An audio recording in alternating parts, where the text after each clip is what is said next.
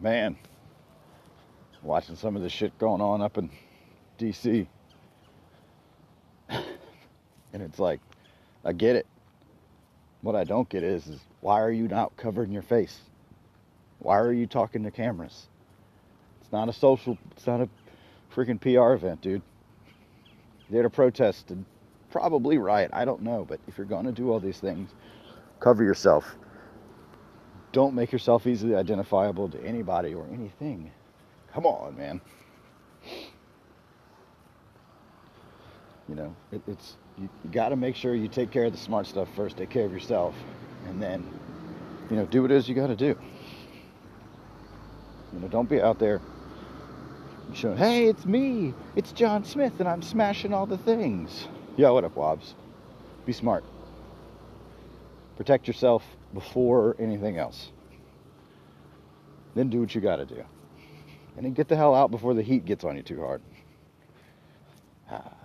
What up? Anyway, that was just my quick little PSA about riots in D.C. I know I got some people up there. I just want to make sure they're not doing anything stupid. Devin, all the things. Word. All right, so enough serious crap. That's not what these are for. I just had to make that quick little opening PSA. That's Friday. It's the end of the week. It's a rainy, cold day in January. That's a good recipe for staying inside and doing a whole lot of nothing. So that's what I intend to do this weekend. Play some games, hang with the kids, hang with the wife, do all that stuff. Man, I saw Mega Ran and Jabali hooked up to do this like Matt Mania, the revenge fighting game concert crossover thing down in Florida, and I'm like, come on, I ain't got no money to fly down there, but you're gonna make me sell a kidney or something. I want to go down there. It looks pretty sweet. Got Mega Ran on the bill, and IQ and Ben Briggs, and it's just like, come on. I hate Florida. It's a state I hate going to. I don't like being there, but they got some cool shit going on lately. So I feel like I need to get down there. I was down there last year in Orlando to go to Disney World with the family, and I got to sneak away to go to the Metroid 30th at somewhere. I can't remember the name of the club, but it was the one on Gaku Overdrive put on. I had Pit Brigade, Ben Briggs did a set, Super Guitar Bros. It was sweet, and I was glad I got to see it while I was down there. But I need to get some stuff like that going on down here in Richmond. Need to get more chip, more nerdy stuff going on, more VGM going on down here. I just don't know who would be willing to put it on, for one, and two, I don't know how much money it's going to cost me. Gotta get this NerDad thing making me some money. Turn in some profit so I could do these things. If I had a good income coming in for projects I did, then I could afford to book a place and book these bands and have these good times and put on some cool local events. Maybe get some bands down from Jersey or Philly or Baltimore or DC. Bring some bands up from like Carolina. It'd be pretty dope. I just, as it stands now, spend the money, book the venue, pay the bands, and nobody shows up. That's kind of money I don't have. Not now. Not with kids and a mortgage and all that. That's money I hope to get. A lot of these projects that I want to do, like I said, require some kind of cash. And if I could get the brand out there and get it helping me, supplementing some income from my regular job, which isn't bad income, mind you. It's just that it's all designated for something. But if I can get some supplemental coming in on the side, all that stuff's going to go right back into doing more stuff. Like, I don't plan to really collect any of it as profit for a while anyway. Put it right back into the business, build it right back up. Put it into people that I want to see get built up, build them up. Rinse and repeat. Because eventually, it's going to help me, by helping others, it's going to help me. And that's the truth of the matter. So I don't have to, front and be like, oh, it's all altruism and blah, blah, blah, blah, blah. No. I got to feed my kids too. I got to eat. And I got to take care of my kids and my wife, but at the same time, I want to elevate these other people. So knowing that they, like other musicians and artists and stuff like that, knowing that I'm helping them will in turn help me. It's a win-win, and I don't see why like other folks aren't doing it. Everybody wants to be the captain, everybody wants to be the face, everybody wants to have the fame for themselves, and then they take it and go, all right, now that I've got mine, let me help people get theirs. And I'm like, my thing is I'll get mine by helping people get theirs. I think it'll come twofold, or it'll come both at the same time, where if I get a rep for being a guy who's putting people on, then I'm putting out people that I want to put out, saying like, listen to these guys, they make great music, check this guy's art out, makes great art, writes great stories, has a cool stream, a podcast, whatever, shoots cool video, whatever you want to call it, whatever you want to do. And then so people will be checking them out, but then people will know to come to look to me to be there. I will be a source of information for people to know, like, okay, what's cool with music, what's new, music-wise, art-wise, who's doing this, what projects are coming up that I should be on the lookout for, things like that. It's a win-win. I think it's just, I do need a platform. So it's a matter of, got to build a platform and a brand for me that has some recognition and people have a place to go to find it. Here, Beam, my Twitter, Instagram, YouTube, Facebook, whatever. You can go to any of these places, you can find what I'm talking about. And then that way, people are coming to check me.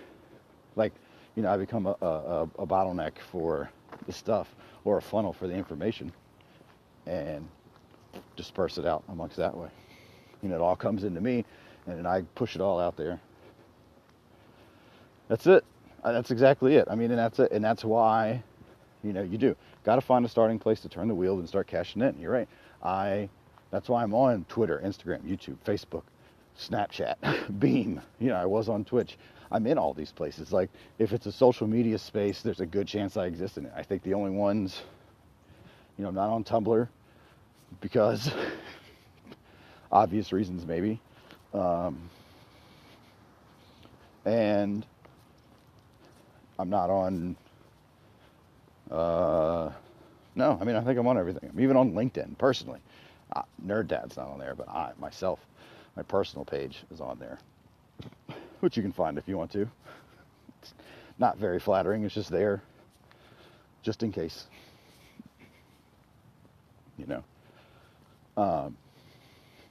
But like, so at Mag, I met Alex Jabali. He's the guy that runs CEO down there in Orlando. And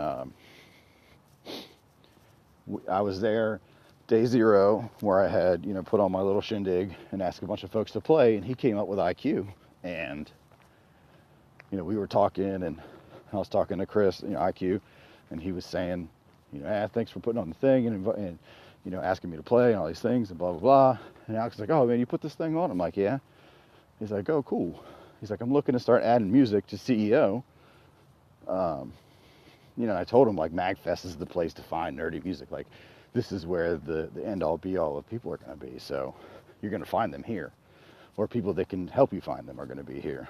So then, hooked me up with a business card and called it a day. And I saw him, periodically on the weekend, said what's up. If I said what's up, he said what's up. It was kind of cool. Like, it's cool to meet folks who have some stature of importance somewhere, and they don't blow you off when you go say hi to them. So that's pretty sweet. But it's like, I'd love to be able to, I'd love to help him. If he wanted to reach out to me and be like, hey man, do you know so-and-so, or can you get a hold of so-and-so to see about them coming to CEO? I would gladly be that intermediary for that. that's a career that I wouldn't mind having. You know, I wouldn't mind having to travel for work. So if I had a job that required me to hop around a little bit, either to conventions or events, to manage the whole music thing, I could do that. I mean, I do know these people. You know, I know a lot of them well enough that I could reach out to them and ask them, you know, if somebody else didn't want to. Of course, you know, he's been running a freaking fighting game tournament where people all over the world come in, so I'm sure he has no problem doing it himself. However, or I'm sure he's got some staff member already on deck. But if he, you know, needs a guy, anybody really, anybody needed a guy, and they're looking to bring somebody in, you know, I'm always willing to do the thing. So, you know, that's kind of the other thing too. Like, I drains my battery like a champ. You know, I've been involved with MAG, going to MAG for a while now, and I've been thinking I really want to be involved with MAG and not just an attendee. Like, I want to be involved with helping run it or helping do something. So, you know, volunteer or whatever. So I think next year I might do that. You know, maybe I'll volunteer to work Mega Man-a-thon with those guys. I mean, I know those cats, so that would be cool to work with them and help them run that thing. So that way I can feel like, you know, I'm giving back and paying my dues back to Magfest. You know, since it's provided me with so much joy and entertainment over the past 4 years.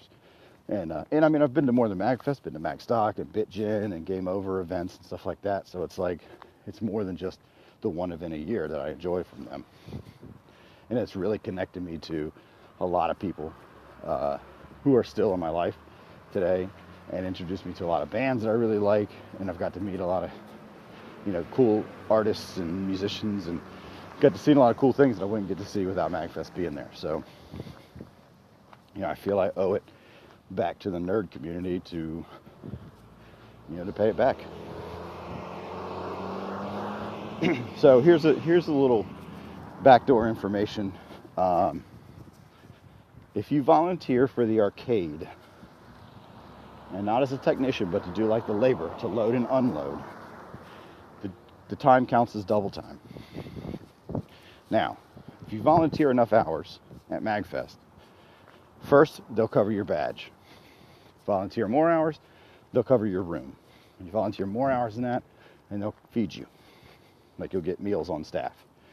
I don't know what the numbers are, but working the arcade is weighted, and it counts more than working pretty much anywhere else because you're doing physical labor. You know, it covers, the hours count as more than just working at a booth or something. So, the only thing is, load in is about 2 days before the event starts and about a day or two after. So you pretty much got to take a whole week off, but they'll cover your whole hotel for that. Just a matter of, can you get the time off work or school or whatever you got going on. But, excuse me, you know, if that's not it, I mean, you know, don't let that stop you from volunteering, but, you know, shit, if you do, you know, 5 or 6 hour shift during the day, you know, you're not going to miss much. All the lit shit happens at night. So, yeah. Anyway, so let me get back to work. And yeah, if you volunteer, I mean, that's awesome. You know, they could always use it. And the more people they have to run it, the easier it goes. And the easier it goes, the more they can do. So it's very cyclical, and it all helps. Anyway, I'm going to get back to work. I will catch you guys tonight on stream. Peace.